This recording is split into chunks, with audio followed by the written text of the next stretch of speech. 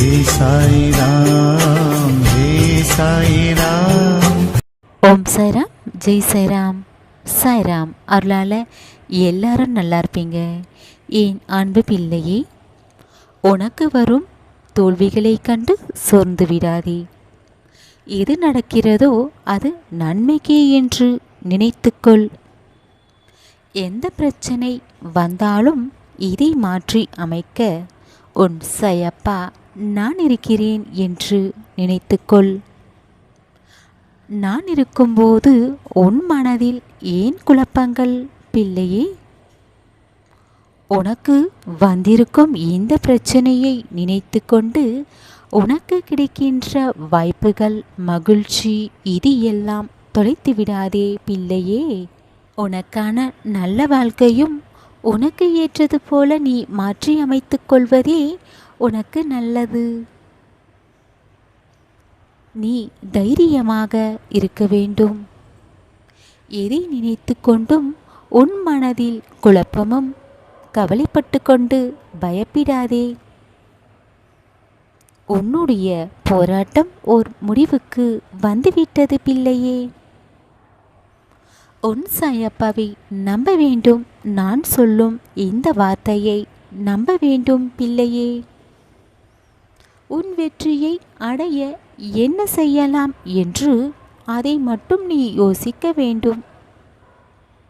உனக்கு இருக்கும் இந்த பிரச்சனையை நினைத்து கொண்டு உன் வாழ்க்கையை சந்தோஷமாக வாழாமல் வீணாக்காதே பிள்ளையே. நீதான் தேவையில்லாததை நினைத்து கொண்டு உன் மனதில் பாரத்தை ஏற்றுக்கொள்கிறாய்.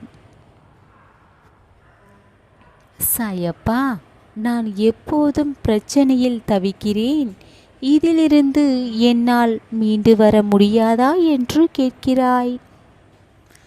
பிள்ளையே, எப்போதும் பிரச்சனைக்கு தீர்வை காணாமல் பிரச்சனை இருக்கிறது என்று அதையே புலம்பிக் கொண்டிருந்தால் அந்த பிரச்சனை இன்னும் தான் உருவெடுக்கும் பெரியதாய். பிள்ளையே, உன் பிரச்சனையை நினைத்து கொண்டு உன் அன்றாட வேலையை நீ செய்யாமல் இருக்கிறாய். பிறகு உன்னிடம் பேசுபவர்களிடம் கூட சரியாக பேசாமல் அவர்கள் மனதை காயப்படுத்துகிறாய் பிள்ளையே. உன்னை நீயே காயப்படுத்திக் கொள்கிறாய். உன் கஷ்டங்களை நினைத்து கொண்டு உன்னை புரிந்தவர்களையும் உன்னிடம் அன்பாக இருப்பவர்களையும் மனம் வேதனைப்படுத்துகிறாய்.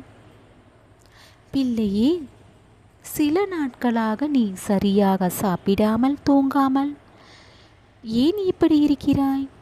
உன் மனமும் தெளிவு இல்லை. உன் சாயப்பா நான் இருக்கிறேன், சாய்ராம் என்று உச்சரித்து கொண்டே இரு. உன் சாயப்பா ஆலயம் வந்து செல் பிள்ளையே. உனக்கு மனம் தெளிவை தந்து உன் மனக்குழப்பத்திலிருந்து உன் சாயப்பா உன்னை மீட்டெடுப்பேன். நீ நினைத்தால் மட்டும்தான் இதிலிருந்து மீண்டு வர முடியும். நீயே உன்னை ஏன் தனிமைப்படுத்தி கொண்டு உன் வாழ்க்கையை வெறுப்பாக வாழ்ந்து கொண்டிருக்கிறாய்? பிள்ளையே, நீ கஷ்டப்படும் போது, நீ வாய்விட்டு அழும்போது உன் சாயப்பா மனம் எப்படி தவிக்கிறது என்று உனக்கு தெரியாது. பிள்ளையே, பொறுமையாக காத்திருந்தால் எல்லாமே நீ நினைத்தது உனக்கு கைகூடி வரும். நம்பிக்கையை என்றும் விடாதே. கஷ்டங்களே வாழ்க்கையாக இருக்கிறதே, என் வாழ்வில் மகிழ்ச்சி என்பதே இல்லையா என்று உன் மன குழப்பத்திலிருந்து வெளியே வா.